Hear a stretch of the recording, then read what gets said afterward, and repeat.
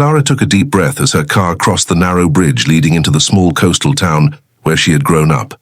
The warm, late-afternoon air carried the familiar scent of the ocean, mixed with the faint sweetness of the almond trees lining the entrance to the town. For a moment she almost believed nothing had changed, but the truth was that she had. After suffocating months in the big city, buried under impossible deadlines and a professional mistake that still echoed in her mind, coming back home felt like her last chance to breathe again. She parked in front of her grandmother's old house, now quiet and wrapped in vines that clung to the weathered walls. When she turned the key in the door, a creak echoed down the dark hallway, as if the house recognized her presence after so long. Clara smiled, a small, tired, but genuine smile. The house smelled like memory. She walked through the rooms, dropping her backpack on the worn-out couch. Every detail, the scratched wooden table, the clock that had never been fixed, the faded blue curtains, whispered fragments of the girl she once had been. A gentle weight pressed against her chest, not exactly pain, but a nostalgia she couldn't quite name. Outside, the sun was beginning to set, painting the sky in orange and gold. Clara opened the window and let the breeze in, feeling something strange, a peace she hadn't felt in a long time, and the unsettling sense that this return would change more than she was prepared to face. Lucas wiped the sweat from his forehead as he stepped out of the barn, the late afternoon sun casting long shadows across the fields. The old family farm looked peaceful from a distance, the wooden fence, the orange trees swaying lightly in the breeze, the familiar creak of the windmill. But to him, it felt heavier with each passing day. Every corner held a memory he wasn't sure he wanted to keep anymore. He locked the barn door and glanced toward the small house at the center of the property. Papers were scattered across the kitchen table, contracts, evaluations, documents he had avoided signing for months. The buyer was ready. The date was set. All he had to do was let go. But letting go had never been simple for him. Inside, the ticking of the wall clock echoed through the quiet kitchen. Lucas poured himself a glass of water, staring at the stack of documents, as if they might suddenly change on their own. Selling the farm meant closing a chapter his family had written over generations, yet staying meant continuing to live in the shadow of everything he had lost here: dreams, plans, and Clara. The thought of her name alone made his chest tighten, an instinct he tried to ignore. It had been years. He had built walls, routines, distance. Still, something in the air today felt different. He walked to the window and gazed toward the road leading into town. The sky was painted in gold, the same color it had been the day she left. He exhaled slowly, unaware of how soon those memories would stop being memories.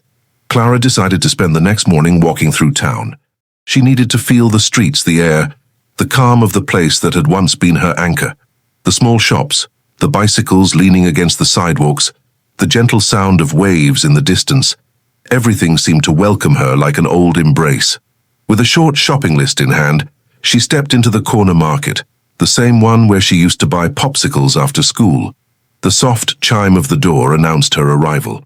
Clara grabbed a basket and wandered through the narrow aisles, distracted between fruit and memories. She stopped in front of the juice shelves when she heard footsteps behind her. She didn't think much of it, until a familiar voice asked her to excuse them. She froze. Slowly she turned, almost afraid of seeing a ghost. But it wasn't a ghost. It was Lucas.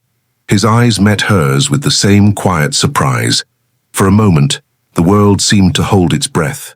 He looked exactly as she remembered, and entirely different at the same time. His face more mature, his gaze deeper, that silence between them heavy with unspoken history. "Clara," he breathed, as if he still couldn't believe it. "Hey, Lucas." Her voice came out soft, almost fragile. They exchanged a hesitant smile, the kind meant to be polite but revealing far more than either intended. Neither knew what to say. The past stood there with them, right in the middle of the juice aisle, as alive as ever. Clara tightened her grip on the basket, her heart racing. Lucas looked away for a second and inhaled deeply. A small gesture, filled with meaning. It felt as if their reunion had opened a door both of them thought had been locked forever. Clara left the market with her heart still unsteady, the encounter replaying in her mind like an old film reel she wasn't ready to watch. The sun was high, warming the narrow streets as she walked home, but a familiar chill lingered beneath her skin.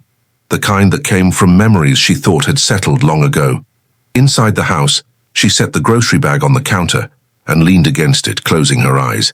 Seeing Lucas had unlocked something she had been carefully avoiding, the past. And once it slipped through the cracks, the memories came quietly, almost tenderly. She remembered the evenings they spent on the pier, legs dangling over the water, whispering secrets into the night as if the sea could keep them safe. She remembered the way he laughed, not loudly but genuinely, as though every small moment mattered. She remembered the summer storms when they'd run barefoot through the rain, drenched and breathless, convinced that the world belonged only to them. Most of all, she remembered the last night, the argument, her fear of staying, his fear of losing her, and the silence between them that grew so large it swallowed everything they had planned together. Clara rubbed her arms, as if trying to brush off the weight of it all. She hadn't expected the memories to feel so close, so alive. As she opened the window to let in the ocean breeze, she wondered if coming back had been a mistake, or the beginning of something she was finally ready to face. Outside, the sky stretched blue and endless, the same color it had been years ago on the day everything changed. The next few days unfolded with a strange, almost deliberate calm, as if the town itself were holding its breath, waiting to see what would happen between them. Clara tried to avoid the places onto they might cross paths, but in a place so small, every camino parecía levar a algún rastro de pasado. On Friday afternoon, she headed to the community center to drop off some old books her grandmother had promised years ago. As she entered the sunny main hall, the last voice she expected to hear echoed from the back. Lucas, laughing softly with one of the volunteers. Clara froze for a heartbeat. Then he turned, and their eyes met again. "Oh, I didn't expect to see you here," he said, a cautious smile tugging at his lips. "Same," she replied, gripping the box a little tighter. The volunteer, oblivious to the tension, asked Lucas to help carry some supplies to the backyard. He agreed, and before Clara could slip away, the woman called to her as well, asking if she could help sort the donations. There was no graceful escape. For the next hour they worked in the same space, not together but close enough to feel the air shift with every movement. Sometimes their hands reached for the same item, sometimes their shoulders nearly brushed. Every small accidental touch sent a spark of recognition through Clara's chest, the kind she had hoped was long gone. When they finally stepped outside into the late afternoon sun, Lucas hesitated before speaking. "It's strange," he said softly, "how this place keeps pushing us into the same corners." Clara looked at him, unable to hide the truth in her eyes. Maybe some corners were never really closed. Clara didn't mean to stay at the community center after the tasks were done, but the sun was dipping low, painting the sky with soft shades of amber, and something about the moment made it hard to leave. Lucas lingered too, standing a few steps away, hands in his pockets as though searching for words he wasn't sure he should say. "Clara," he began quietly, "about the other day. Seeing you again caught me off guard." She nodded, her pulse tightening. "Me too." A silence stretched between them, not empty but full of questions, of old emotions, of everything they never managed to say years ago. Clara swallowed hard and forced herself to meet his gaze. "I know I left things badly," she admitted. "I wasn't ready to stay here. I wasn't even ready to stay with myself back then." Lucas looked down at the ground, the muscles in his jaw tightening slightly. "I get it, I do. But you didn't just leave the town, Clara. You left me without knowing what that would do." His voice wasn't accusing. It was honest, raw, in a way that made her chest tighten. "I hurt you," she whispered. He exhaled slowly. "Yes, but I hurt myself too, holding on to something that wasn't ready to last." The air grew heavier, warmer. Clara took a small step closer. "I didn't come back to reopen wounds," she said. "I just needed space to breathe." Lucas lifted his gaze, and for a heartbeat, the distance between them felt painfully thin. "Maybe," he replied. "Some things still need to breathe too." That night, Clara sat at the small wooden desk in her grandmother's living room, the glow of her laptop illuminating the fatigue in her eyes. She opened her email for the first time in days, and the knot in her stomach tightened immediately. 3 new messages from her boss, 2 flagged as urgent. She didn't need to read them to know what they said.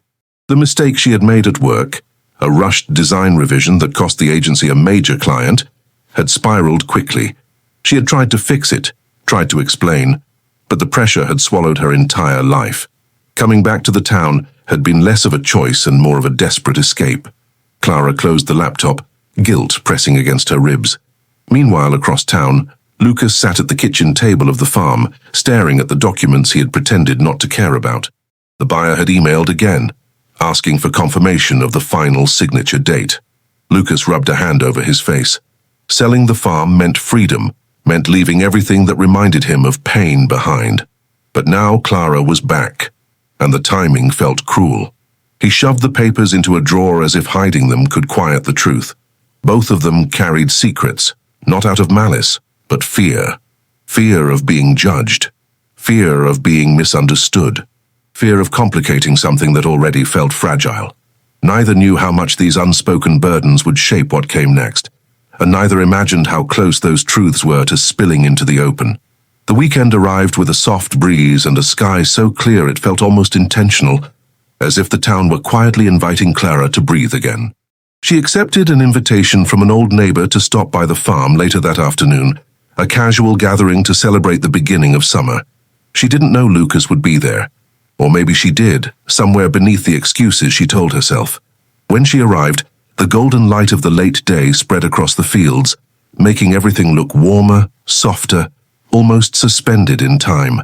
People chatted near the porch, music played low in the background, and laughter carried across the yard. Clara felt something loosen in her chest, until she saw him. Lucas stood by the fence, adjusting a lantern that dangled from a tree branch. He turned just as she approached, and for a moment, they simply looked at each other, neither rushing to fill the silence. "You came," he said, voice softer than the wind. "Didn't know you'd be here," she lied gently. He didn't call her out on it. He simply smiled, small, sincere, familiar. As the evening unfolded, they found themselves drifting into the same orbit, not intentionally but drawn by something neither could name. They talked about safe things, childhood stories, people they both knew, but beneath every word was a current neither could ignore. Later, as the sun dipped behind the hills, they walked to the edge of the property where the fireflies had begun to glow. For a brief moment, standing side by side in the fading light, it felt like the years between them had never existed. Clara's heart ached with a dangerous truth. Some memories weren't meant to stay in the past. The next morning, the air was still cool when Clara returned to the farm. The neighbor had forgotten a jacket the night before and asked her to pick it up, but Clara knew that wasn't the only reason she agreed. Something about last night, the lanterns, the laughter, the quiet closeness beside Lucas, lingered in her thoughts like a melody she couldn't shake. The house was unlocked, as it always had been when Lucas was working outside. Clara stepped inside, calling his name softly but heard no response. She set the jacket on a chair and glanced around, uncertain whether to stay or leave. That was when she noticed the drawer slightly ajar. She hadn't meant to look. Truly, she hadn't. But a corner of a document, stamped with an official seal, caught her eye. Her heart thudded. Slowly, she pulled the drawer open. Inside, neatly stacked and ready to sign, were the sale papers for the farm. Clara felt the breath leave her lungs. The signatures, the dates, the final confirmation. Everything was already arranged. He wasn't just thinking about selling the farm. He was about to walk away from it, forever. A sharp ache tightened in her chest. She imagined the fields empty, the barn quiet, the sunsets fading behind land that would no longer belong to him, to them, to the summers they once shared. Behind her, a floorboard creaked. She turned and found Lucas standing in the doorway, eyes shadowed with something between surprise and resignation. "So," he said quietly, "you found out." For a moment, neither of them spoke. The stillness in the room felt heavier than the dusty air around them. Clara held the papers loosely in her hand, unable to hide the tremor in her fingers. Lucas stepped closer, not aggressively, but with the quiet acceptance of someone who knew this moment would come sooner or later. "You're selling it," she said, her voice barely above a whisper. Lucas exhaled slowly. "I was going to tell you. I just didn't expect you to be here, or for any of this to get complicated again." Clara felt heat rising in her chest, confusion, hurt, something she didn't want to name. "How long have you been planning this?" "Months," he admitted. "I need a fresh start."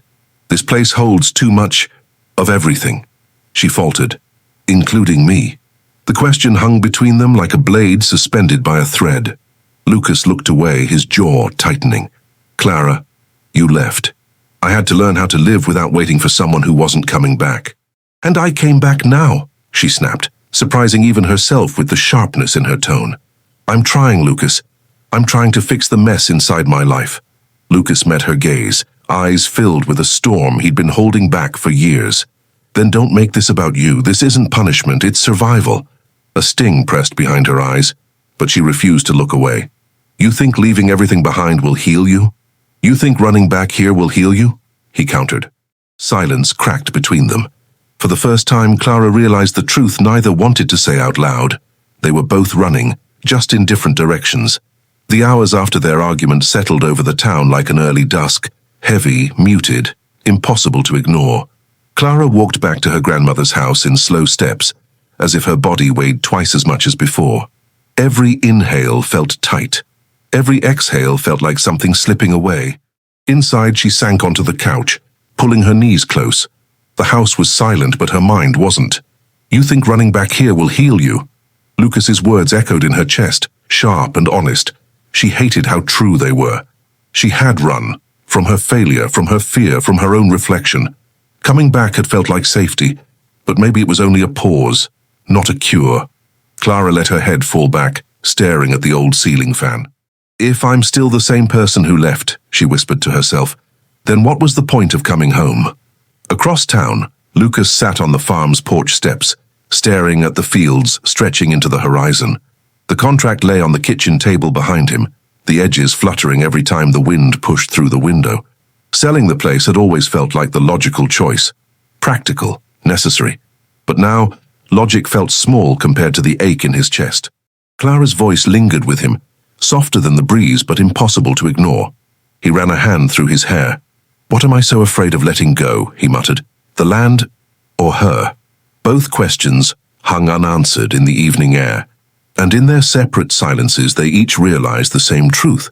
Something had to change, and the next choice would define everything.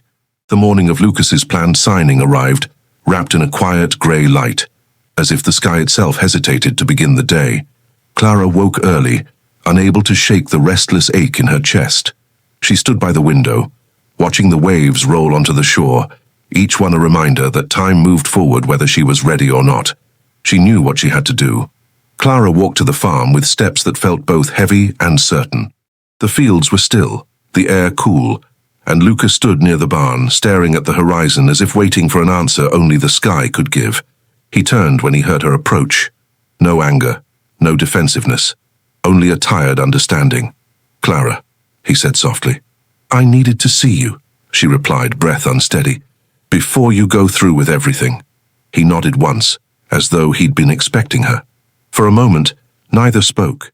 The silence wasn't hostile this time, just full, carrying the weight of years and the fragile hope of something unspoken.